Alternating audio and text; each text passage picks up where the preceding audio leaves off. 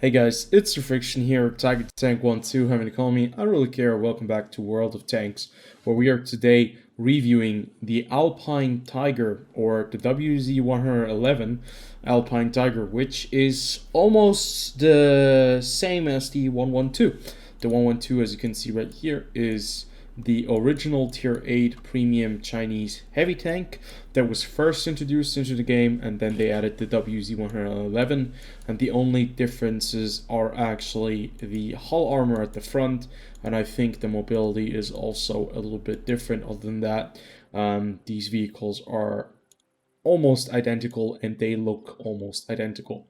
I still really like the 112. You can see I've 2-marked it, but I haven't played it in a long time. That has mainly to do with the fact that I have been playing a lot of other tanks, and that I don't really have to grind the Chinese tech tree anymore because I already own all of the tanks that I want to own. I still have to go for the tank destroyers, but that is another topic for another time. So real quick, how do you get the Alpine Tiger? You can get it in the bond shop. It will set you back 8,000 bonds. I'm going to show you guys real fast.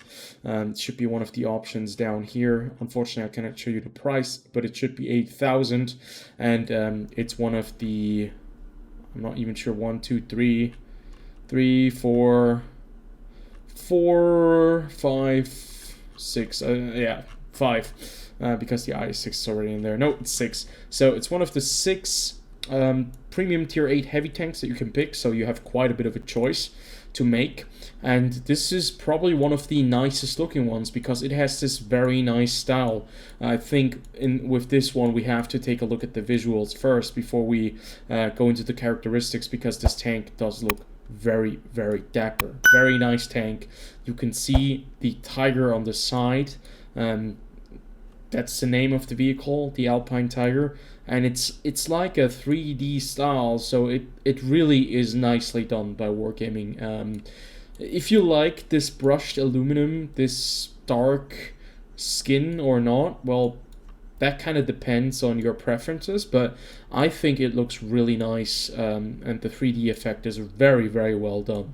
So I think it's one of the first tanks that had this pop-out 3D effect when it first was released. So, as always, we're going to go down the same route. We're going to take a look at the gun, the firepower, then move on to survivability, mobility, concealment, spotting. Then we're going to take a look at the equipment loadout, and we're going to jump into at least one gameplay, and then we're going to have a final verdict on the vehicle, if it is worth it or not, and that will conclude the review. So, looking at the gun, you'll have a 122mm D25T. This gun you will know from the T34-3, the 112, the 112FL, and the Wz-111, which is not the Alpine Tiger. So it's on quite a few tanks, even though most of these vehicles are kind of copy-paste, except for the T34-3. So this is a gun that you will probably already know, and you can see that it has 390 alpha, just like a lot of other Soviet heavy tanks or Chinese heavy tanks. 196 millimeters of penetration, which is probably one of the lowest penetration of any tier 8 premium heavy tank, so that's not very good. 196. And you can see that the rate of fire on my vehicle has been buffed a little bit because of the crew training, and it's about 11.72 seconds for a full reload. The issue is a little bit that the gun traverse is not the best. 27.73 for a heavy tank is about the lower part of medium, like the lower middle area. But it's not the worst per se, but it's also not very good. You only have 5 degrees of gun depression. That's something you'll really notice when you're playing this tank. And you at least have 23 degrees of gun elevation. Now, aim time on this vehicle, you can see right here, it's 2.8 seconds. I haven't really worked too much with it because I've gone a different route, and I can explain that afterwards. Dispersion, as you can see, is at 0.35 because I've been trying to get that dispersion down as much as possible, and I even went for, I decreased my DPM for that, and I have to be honest, it was kind of worth it. Now, having this kind of tank, having almost 2000 DPM is not too bad for a tier 8 heavy tank. One of the nice things certainly is that it certainly hits hard when it hits something. The only problem is, can you pen it? So this is one of the biggest issues. You have high explosive, AP, and heat. And the AP shells, well, they already have a very bad shell velocity. They also have very lacking pen, 196 millimeters. So this is a very bad round. That's one of the main issues that we'll have to talk about, because you're going to be very reliant on high explosive anti-tank ammunition, heat. Even though the shell velocity is even worse at 720 meters per second, certainly not one of a very good sniper in the game, it at least has 250 millimeters of penetration, and that is not going to drop off.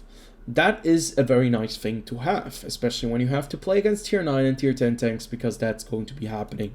Having 250 millimeters of penetration is about maybe the standard pen of a tier 10 heavy tank, but the tanks that you're going to be facing will make it a bit difficult to even be able to pen them with 250. That's why you can see I'm running quite a lot of heat shells, 15 rounds in total, and you'll really need to dip into them. Even at tier 8 and tier 9, some tanks just are not very easy to pen with AP shells. So moving on to survivability, I have decided to go with a little bit of a different route. I am using improved hardening class 1, so I do get an HP bonus. The HP bonus, yeah, this tank usually is at, I think, 1500 HP. Yeah, it's just like the 112, so you're gonna get a little bit of an HP bonus there. 1500 HP for a heavy tank at tier 8. It's about average. It's not the best, it's not the worst. You can deal with it, you can work with it, but you have some pretty nice armor. The armor actually is quite impressive. The upper plate is 120 millimeters thick. The side armor is 120 millimeters thick, which you would not expect. 120, that means you can really side script nicely with this vehicle. It's quite a lot of armor on the side. 60 on the rear, so nothing to write home about. And then you have 230 on the turret at the front, 120 on the side, and 60 on the rear. So overall, this tank is very well armored, and just like most of the Chinese tanks, or Chinese heavy tanks, if you can hide the lower plate down here, you're gonna have a pretty good time. You will see that in the gameplay. I have several different gameplays that I can choose from, where you can see just how effective this armor actually is. Armor is very effective on this tank, and I think they have done a good job balancing this vehicle back into shape, because the 112, the Wz-111, they both were too squishy back in the days, and with the final armor upgrade and with the buffs, it finally does feel more like a heavy, and it certainly should feel like it. Now, if you're in a hull down position, you have two major weak spots, which are the cupolas on top, as you can see on the turret right here. These weak spots certainly can be very easily hit from close range, but at further ranges it might be a bit more difficult. But still, there is a bit of balance. This tank has weak spots, and I think that's the way it should be. That means you always have to be moving when you are trying to engage tanks, because you do not want to get hit in these cupolas every single time. Now let's move on to the mobility, and that's one of the reasons why a lot of people really enjoy Chinese heavy tanks. Before they introduced the Czechoslovakian heavy tanks, which had autoloaders and the same kind of mobility, or even better mobility, and with decent armor, the Chinese heavy tanks were like some of the favorites before they added some tanks into the game that made them a little bit obsolete, like the Object 277. This is a tank that really is very, very nice if it gets to top speeds. 50 kilometers per hour top speed in, in full throttle going forwards, 15 kilometers in reverse. So just like the Soviet doctrine or the Chinese doctrine, both are similar. Only go forward, never retreat, so that's why you only have 15 kilometers per hour in reverse. That is pretty atrocious. You cannot back up. Backing up will take forever, and that's something you have to keep in mind. Now, the engine power is also, like, the tank weighs 52.8 tons max if you put everything on it. You can see that the specific power to weight ratio is quite shocking, 13.39. That means it takes forever to reach the top speed of 50 kilometers per hour. That sometimes is not even possible. So the Engine power, especially the specific power to weight ratio, is something you might want to adapt and maybe look into. The traverse speed, on the other hand, I think for a heavy tank is decent with about 30 degrees per second. You can work with that. But top speed is just something that you might want to change. Could be with equipment, and we can take a look at that in just a second. So, moving on to concealment and spotting. Both of these things are not going to be shocking in their own terms. Concealment obviously is not going to be very good.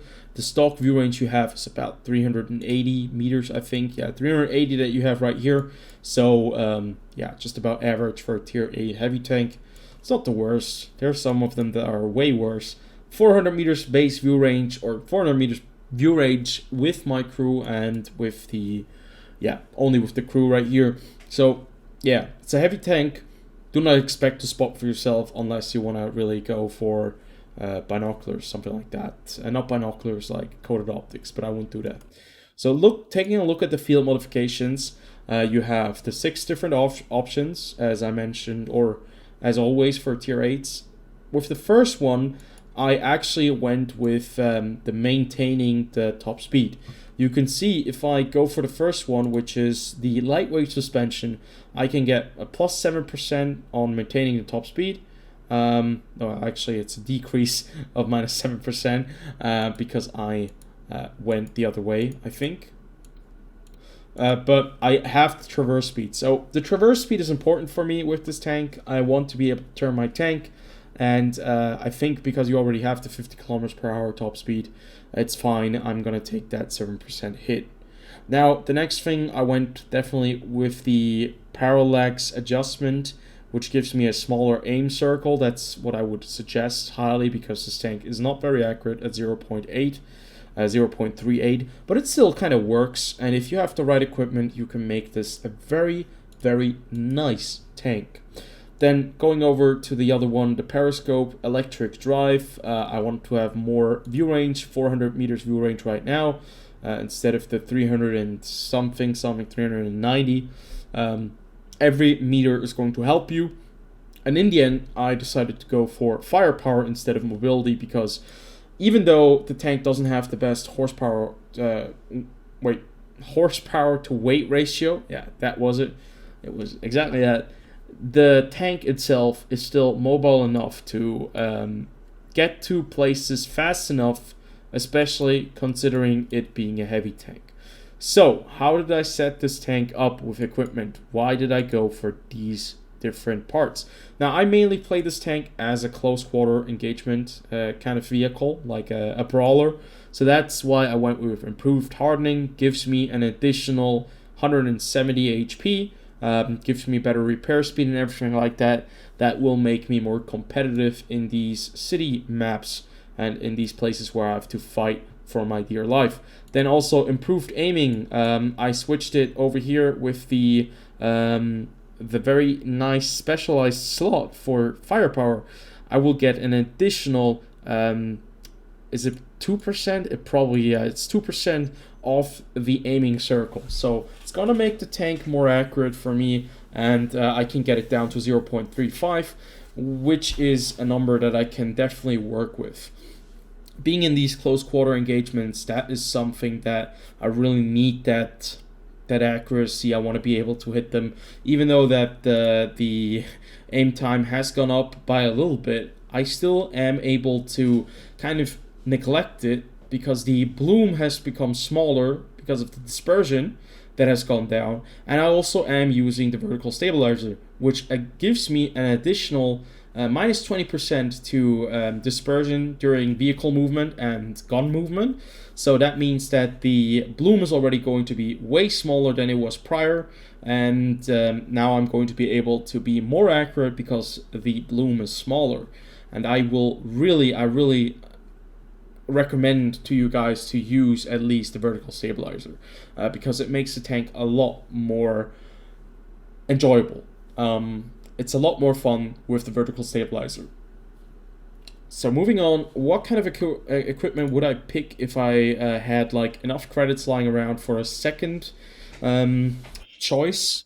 Well, one of the things that you could do is you could get an improved rotation mechanism, which will even grant you a better traverse speed for the vehicle and a better gun traverse speed. It will make you more competitive in the city engagements as well.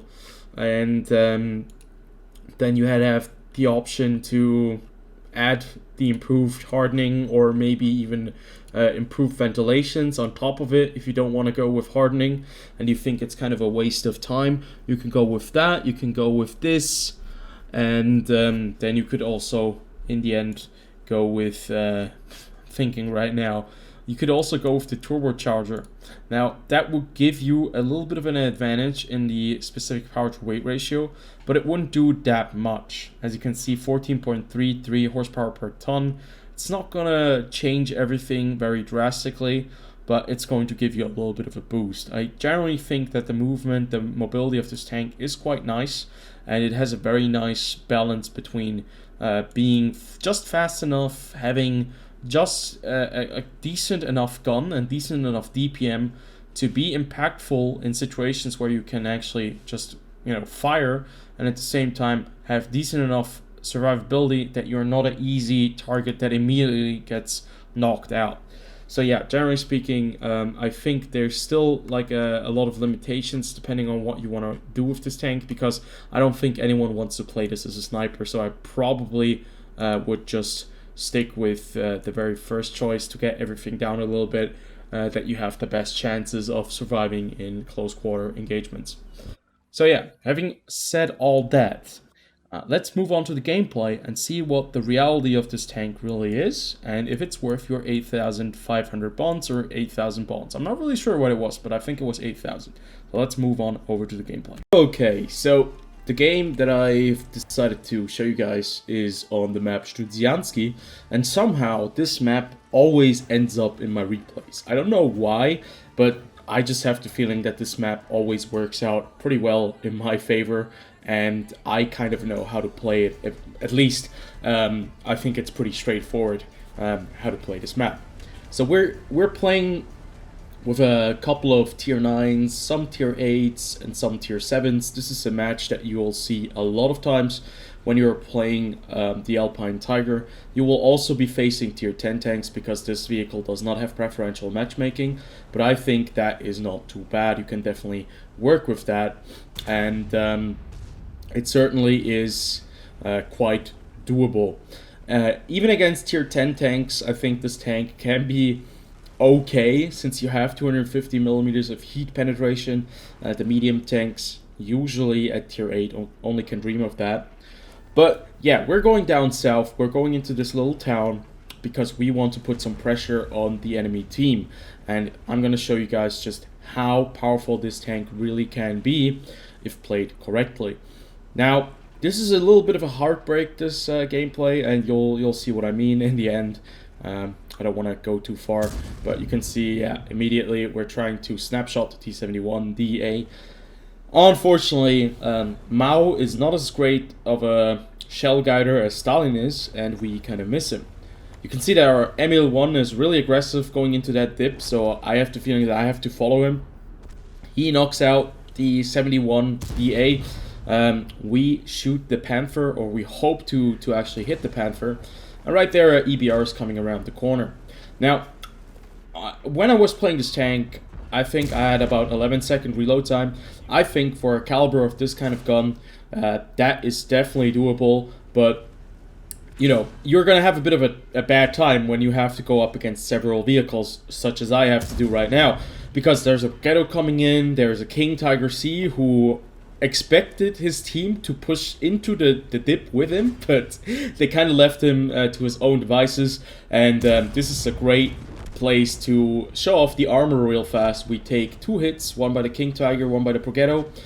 We lose about 450 HP right there in this engagement, but we bounce 2 rounds from the King Tiger, one by the Progetto and one by the Panther, and you can just see how well this tank can do in these pressure situations, because the armor is very, very nice, as I mentioned prior. Now, the lower plate is going to be the main weak spot, but somehow, especially when the accuracy isn't too good, when the players maybe don't have the best crews, they will not have an easy time going through there unless you're really close to them. So what I'm trying to do right here is I'm trying to put some pressure on the Brigade 46 and the Panther, while at the same time keeping the T-34 right in front of me, and keeping in mind that the T-30 at C5 can actually shoot me.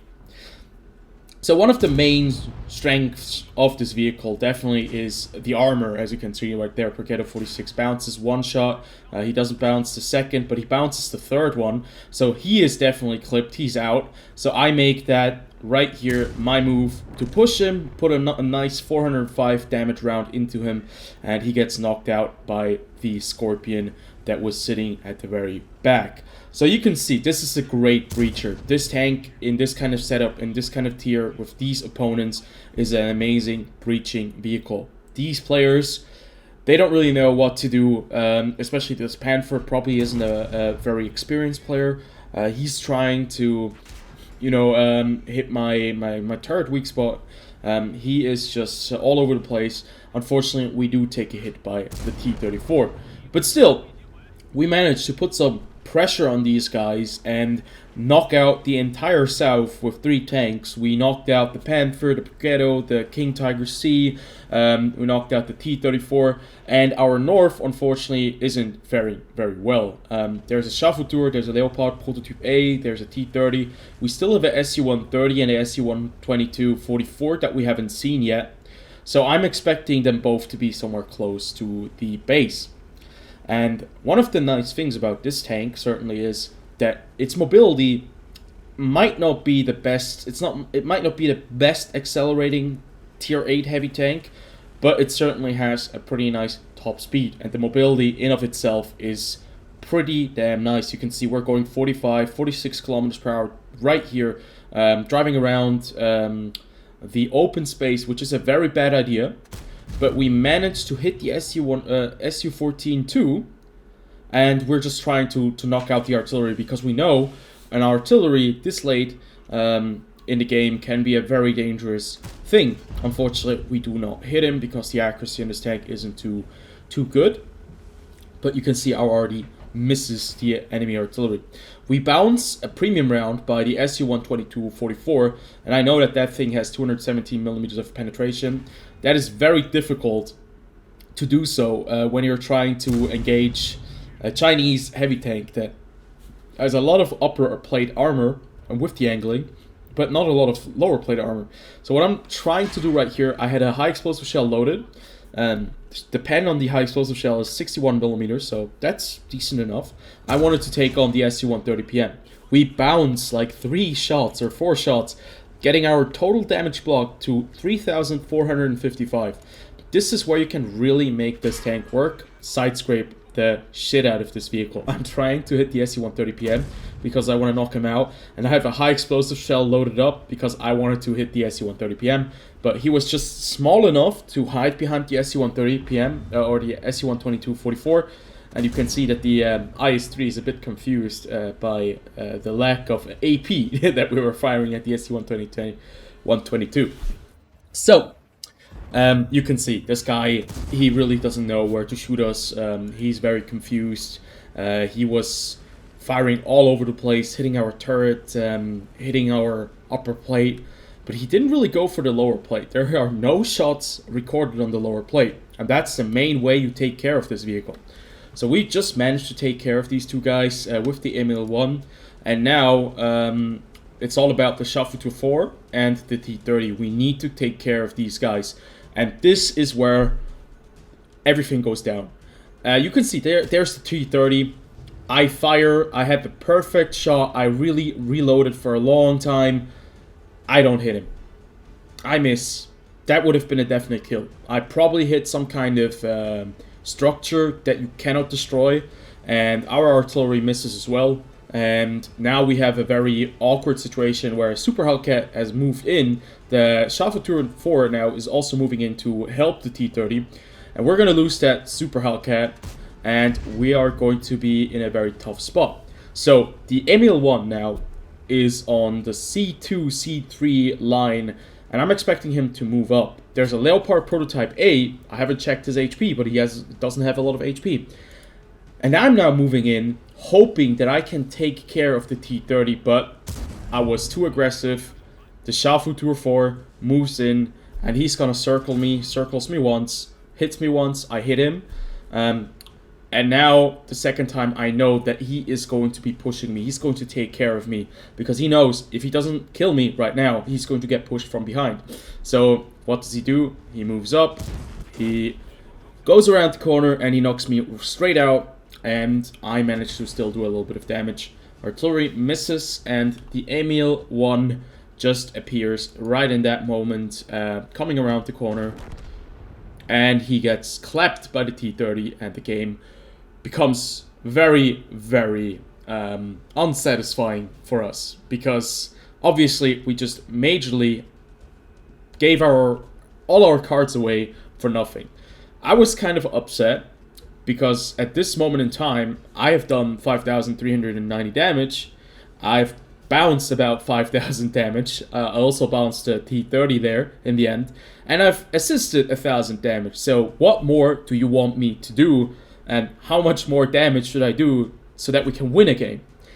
But obviously, I know that it's not fair. I've made a mistake. I should have not went in there by myself, because the Xiaofu definitely a very nicely skilled player, read the situation correctly. The T-30 right there was very vulnerable, and he knew he had to keep him alive, because he's going to be his big armored support. And in the end, I unfortunately made the wrong decision, shouldn't have moved in as fast, because the Emil 1 was not coming in fast enough, and the Emil 1 couldn't assist me because he was just that far away. Now, obviously, I could say that Emil 1 on the other side was chasing the artillery, which obviously makes sense, and I could have played a bit slower. But what really annoyed me was the Leopard Prototype A. That guy just sat there. He didn't move. He didn't help us. He didn't assist us with the push. He just waited there. He looked. He waited. He sat there and he looked. He didn't even hit the T-30 when the T-30 came around out of the middle. And now he basically just sat there, shot the Xiaofu 4 after the Xiaofu 4 wasn't spotted anymore. And you obviously know you're going to get spotted in that bush, because the Xiaofu is going to see you when you fire. And he missed him. He gets knocked out by the T-30 or the Xiaofu.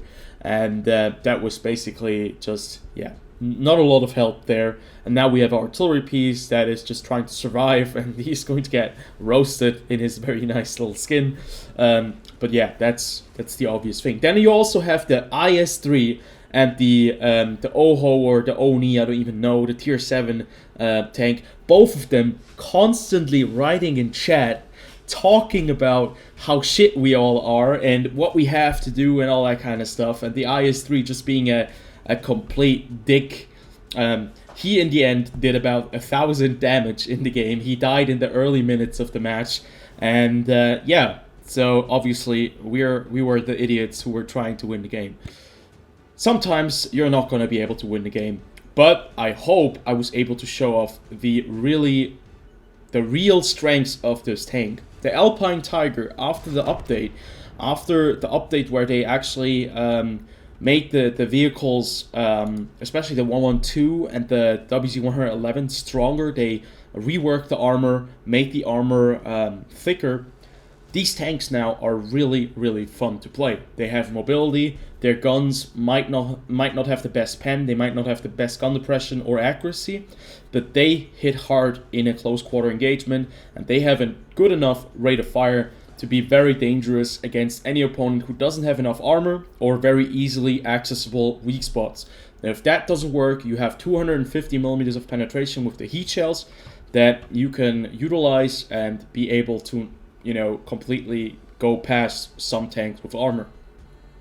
So I'd say we go to the final verdict right now, and we're going to see and talk about if this tank is worth your 80,000 bonds and who really should maybe consider Alpine Tiger.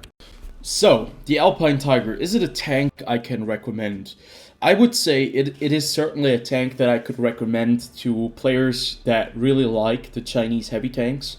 I think they already will have one of the premiums for that line. And I think the Alpine Tiger is a really nice representation of the Chinese heavy tank line.